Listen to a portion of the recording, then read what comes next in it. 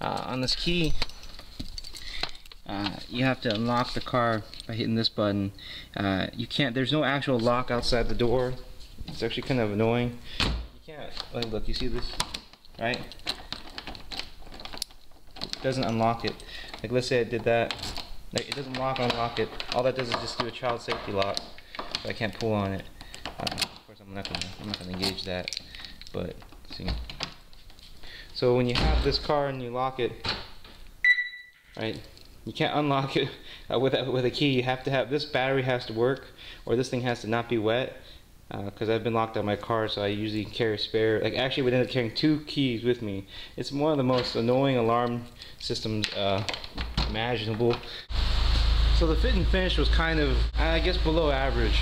When they installed this, the roof, the hard top that you can take on and off, you can see here, this side, it's protruding up. And I tried to push it down, and I tried to, like, inside see if it was a screw. This originally was rattling. You see here I had to add sealant there. You can see it's lined inside there to basically keep this rigid. Hold on.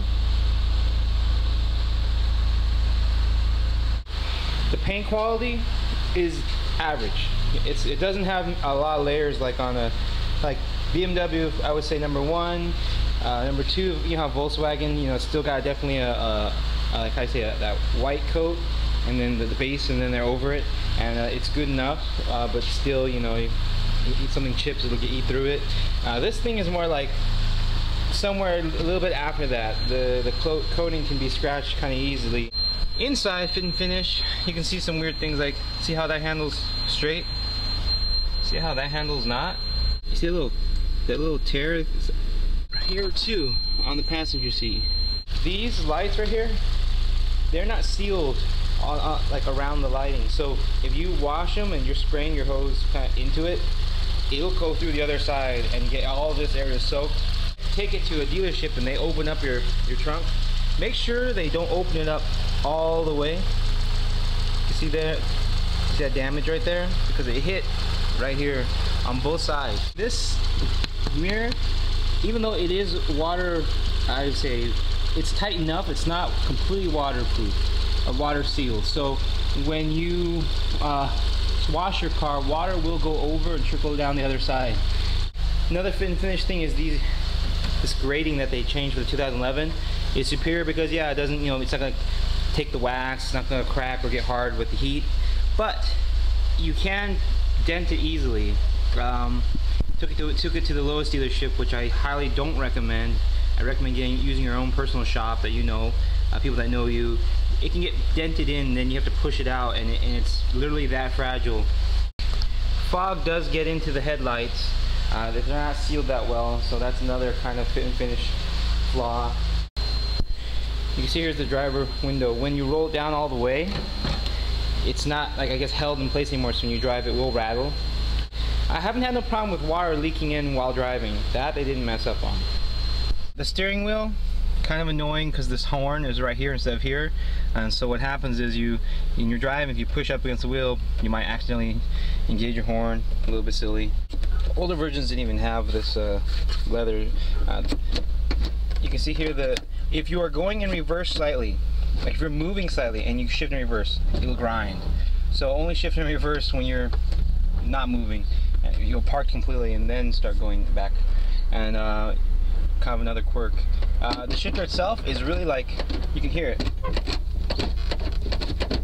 It's very stiff and it takes some time to break in. And once it does, and I asked them to put more fluid there, but I mean, that's what it is. It's actually, once you get used to it, it's not bad. It's not bad. Operating the air conditioning works really well because the cabin's so small, but when you have when you're driving and stuff, the fumes coming off of the tires, everything going on up front, seem to transfer to the cabin quite easily. So unless you want to, like, breathe in pollution, I never even use the AC. Passenger seat doesn't adjust, which is quite interesting. The driver's seat only slides forward and back.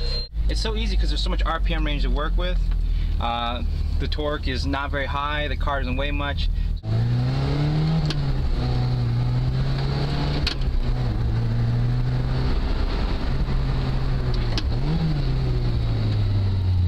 You're in the cabin, it gets really noisy.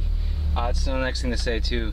It gets really annoying to talk on the phone, and it's not possible really at all. Just because the engine sits right behind me, it's always in my ear. Driving it, when you hit towards the red line, there's this flapping noise. They say it's some kind of quirk of Lotus's, you know, but I think it's something loose, perhaps in the engine bay. It's making this kind of flapping noise, almost like a card in a bicycle wheel, and you're just kind of constantly hitting it, and it only happens at the higher RPMs when you're going faster. After 130 miles per hour, it's limited, and that's because if you research it, it becomes unstable at 130 miles per hour. Despite a lot of camber adjustments, we can see here, we can go check out, the Lotus tuned this car to match its horsepower very well. More horsepower would make the back end break loose, and then the car with the short wheelbase would instantly just turn around on itself. So they really emphasize this. I mean, besides the, like I said, the adjustments in suspension, you can see here's 175 in the front. Back though shoots up to 225. That's a huge stagger difference, and that's because obviously, you know, you want that understeer. You don't want those front wheels acting as brakes when you turn and causing the back tires to come around. And that's another issue, is the rim size. Because of it, you're not able to find rims easily in the aftermarket that would fit those types of staggers. So you might have to go the custom route, HRE or something very expensive to do that. So that's a bit of a challenge. If you were to supercharge this car for like $8,000 to $13,000 to put the supercharger on, then what they do is they typically give you the stickier rubbers in the back, because that's most you can do. You can't, perhaps, unless you can try to find maybe a wider tire to fit in there. I don't know. The sport exhaust just weighs less by like, I think, 20 pounds or something, and that pops and gets so loud that if you honestly never want to be able to answer your phone while driving, get it. So you can see now, you can head all the way up to 9,000 the RPMs, and then these 3 red blinkers will come on.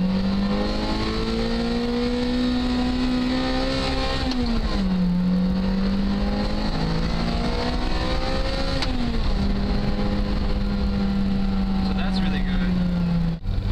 You can't downshift from 32nd because the synchros are not right. After 3,500 RPMs really sucks, because then when you're coming around a turn, you have to go slow in third.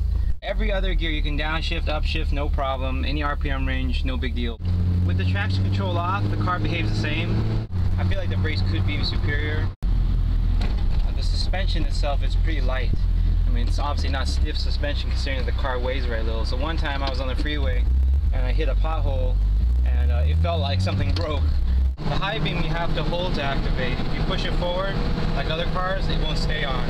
You can see here, 6th gear, 80 miles per hour. You can see it's going above 3,500 RPM. So gas mileage is not so good if you're driving anywhere, I guess, faster than 65.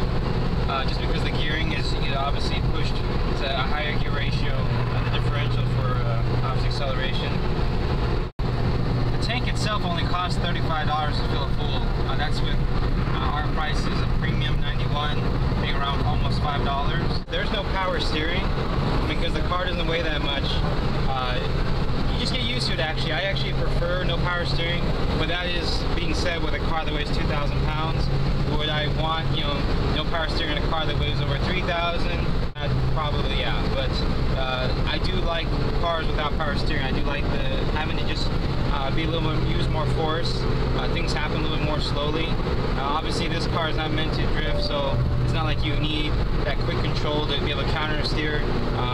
So that's why this is fine. These seats feel great. One of the biggest things about driving this car is just that it shows you a lot.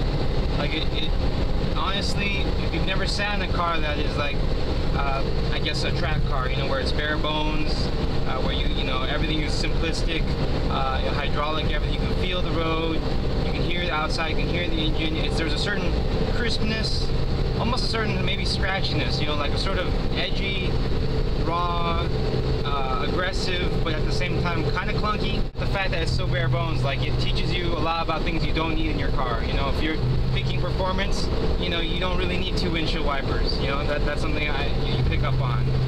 There are cars, unfortunately, that the chassis and the dimensions, wheel size now, horsepower, that can actually surpass this car.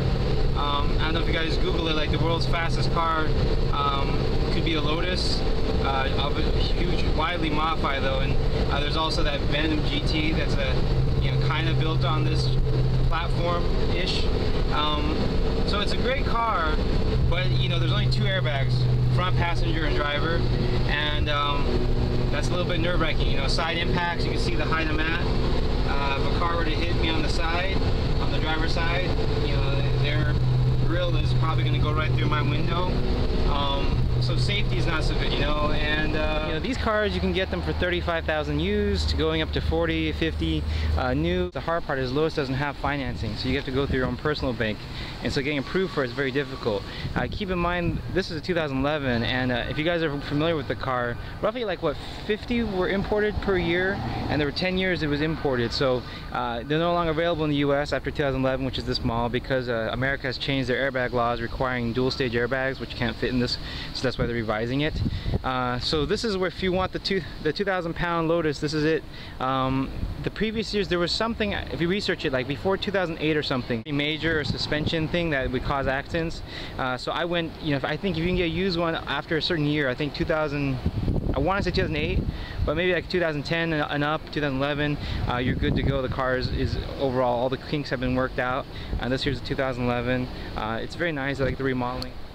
And lastly, in terms of tuning, right now with the 165 tires up front and the 225 in the back, it doesn't tramline. You can feel the road, but it ignores the road, and it just does what you want to do. Obviously, you put more power, if you supercharge it, this car starts to lose control. The concept here is it's got this short wheelbase, it's a compact car, so it turns easily. It's all rotating around a center point that's very easy to turn around. But the problem with that is, I think it's a little bit too much. Like it's too easy to turn. And so, of course, with the weight being over the rear wheels, if you guys are familiar with mid-engine rear-wheel drive vehicles, that engine sits right behind, in front of the rear wheels.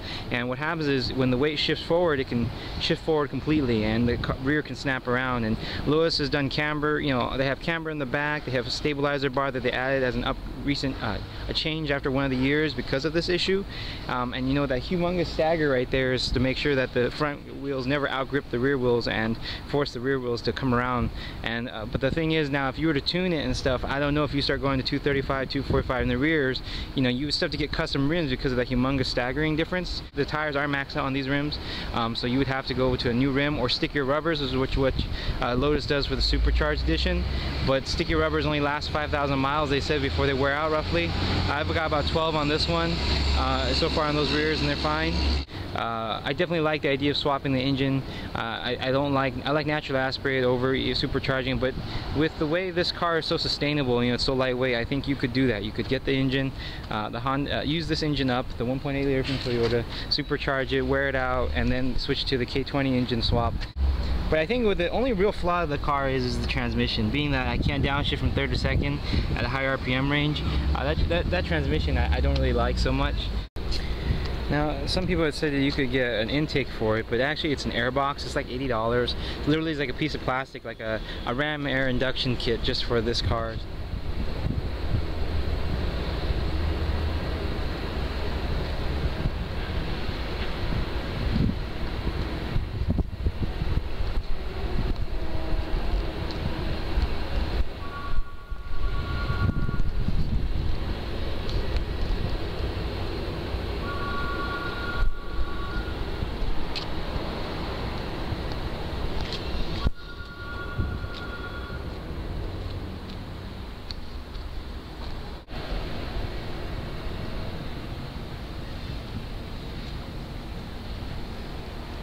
They add a bunch of extra reflectors that light up for safety. It's an engine compartment.